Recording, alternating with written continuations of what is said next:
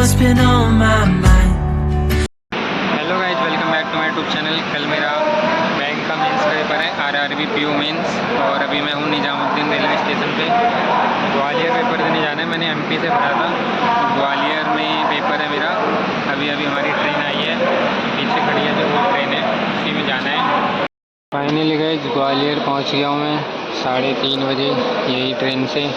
तो भाई आज ग्वालियर में मुझे कुछ ऐसा नज़ारा देखने को मिला। देख रहे हो, ट्रैक्टर की पूरी ट्रेन आई है, पूरी ट्रैक्टर भर रखे हैं भाई। बहुत लंबी ट्रेन है और सब पे ट्रैक्टर है।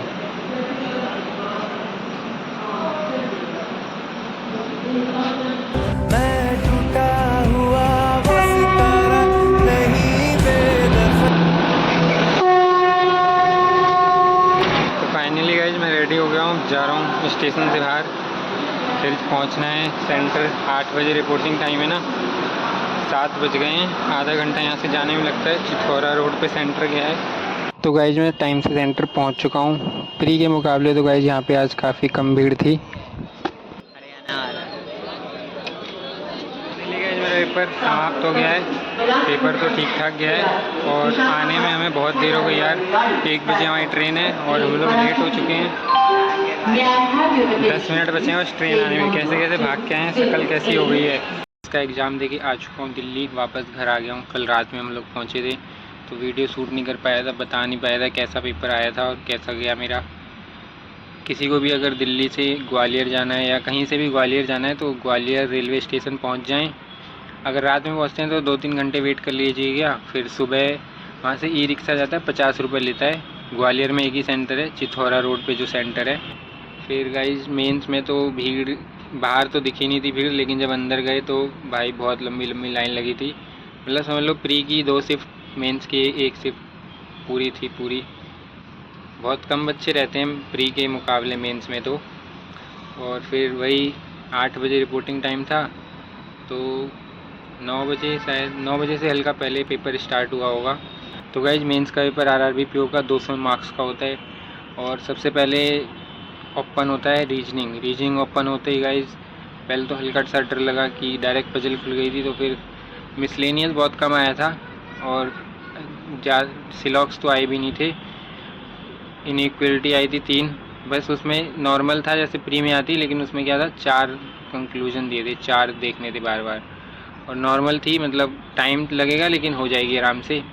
फिर 2-3 और मिसलेनियस आए थे, वो किए। फिर डाटा सफिशिएंसी में मिसलेनियस पूछे थे और एक ब्लड रिलेशन आई थी, 3 क्वेश्चन थे उसके।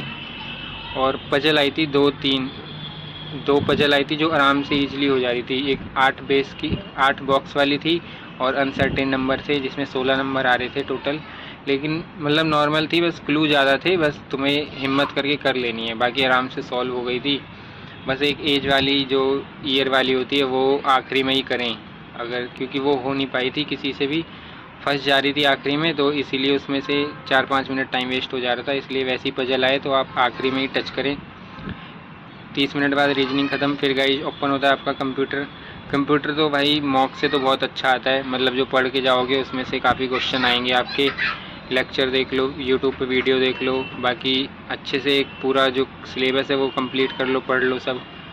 फिर आता है आपका जीए तो आपको जान ही रहे हो, मतलब पूरी जनवरी से आपको कवर करनी पड़ेगी। एक क्वेश्चन तो 2020 का भी था और लास्ट 3 मंथ के तो बहुत कम क्वेश्चन दिखे, मतलब समझ लो 1-2 दिखे हो, तो वैसे तो दिखे नहीं थे। मतलब पूरी जनवरी, पूरा 2024 की जनवरी से पढ़ के जाना था, तभी उसी बंदे की अच्छी गई होगी।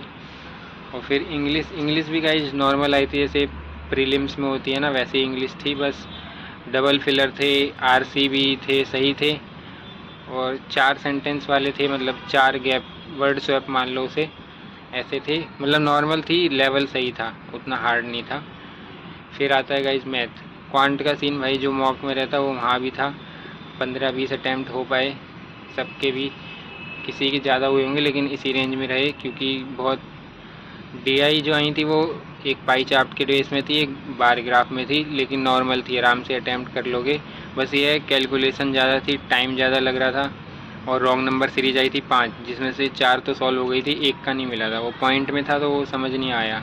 वही 15 से 20 अटैम्प्ट हो पाए थे इसके अंदर। ओवरऑल मैंने 104 अटैम्प्ट किए, जो मतलब दिखने में तो सही है, लेकिन जान ही रहे हो अब इंग्लिश जीए ज़्यादा कुछ कुछ उसमें तुक्के भी लगाने पड़ते हैं ना। वैसे सबने अटैम्प्ट 120 के आसपास किए हैं, 120 के आसपास अटैम्प्ट हुए हैं बच्चों के। अब देखते हैं एमपी से कट ऑफ क्या जाती है। और पेपर गाइज कहूँ तो सही था, मतलब उतना ज़्यादा जैसे IBPS PO का मेंस होता है वैसा तो नहीं था, मतलब नॉर्मल था मेंस के हिसाब से। RRB PO के हिसाब से मेंस जो होता है वो बिल्कुल सही था। ज़्यादा जितना मॉक में टफ़ आता है उतना तो टफ़ नहीं दिया था उन लोगों ने। और आप कमेंट करके बताना आप किसके मॉक लगाते हो, आपको किसके मॉक्स अच्छे लगते हैं गाइज। और अच्छे से आप तैयारी करते रहें। अभी IBPS PO मेंस भी आएगा, प्री भी आएगा। 19 तारीख को प्री है, उसके बाद मेंस होगा 30 नवंबर को। हाँ, इस बार ये दिक्कत हो रही है कि बैंक वाले रिज़ल्ट बहुत ही लेट दे रहे हैं, मतलब 5 दिन के अंदर दे रहे हैं। जैसे पेपर है उसके 1 हफ़्ते पहले ही रिज़ल्ट आ रहे हैं। तो ऑल द बेस्ट गाइज, आप भी अच्छे से प्रिपरेशन करें बैंक की और फोड़ दें, एग्ज़ाम क्लियर करें और 2 एग्ज़ाम निकाल के क्लर्क की जॉब लें और इंटरव्यू निकालने के बाद मेन वो PO की जॉब ले लें। तो गाइस जब जा रहे हैं प्लेटफॉर्म पे, यहीं पर ट्रेन आएगी, 10 मिनट बाद आएगी। फाइनली गाइस हम वापस पहुंच गए हैं हजरत निजामुद्दीन, इसी ट्रेन से आए हैं। आने में गाइस काफ़ी भीड़ थी, बहुत भीड़ थी। चंदन भाई तो खड़े खड़े आए हैं 3 घंटे, आधी दूर बैठ के आए, आधी दूर खड़े होके। काफ़ी भीड़ चढ़ गई थी मथुरा से। 7 बज गए, अब हम जाते हैं अपने अपने घर। पेपर भाई बाहर सिटी में देने में हालत ख़राब हो जाती है। देख लो भाई कितनी भीड़ उतरी है। इसी में जाते लड़ते झड़ते ऊपर जाना है, फिर मेट्रो से जाना है। उम्मीद करता हूँ गाइस आपको वीडियो पसंद आई हुई। जो भी पूरा मैंने आपको एनालिसिस बता दिया मेंस का, आप भी अच्छे से प्रिपरेशन करें और आगे बढ़ें, जॉब पाएँ। वीडियो अच्छी लगी हो तो गाइस लाइक कर देना, चल चले कहीं बैंक की तैयारी उड़ के हम चले कहीं नेक्स्ट वीडियो में।